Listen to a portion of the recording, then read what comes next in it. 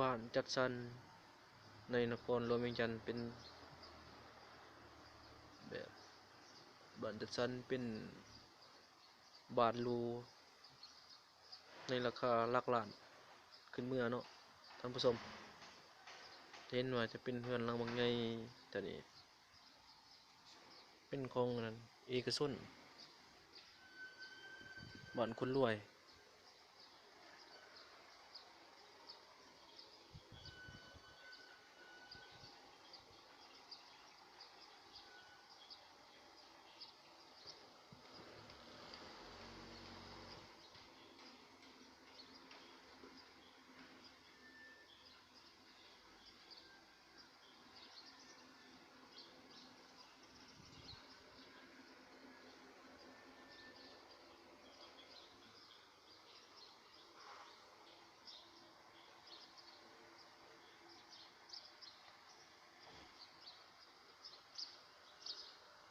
อ้าวตอนนี้แหละท่านผู้ชม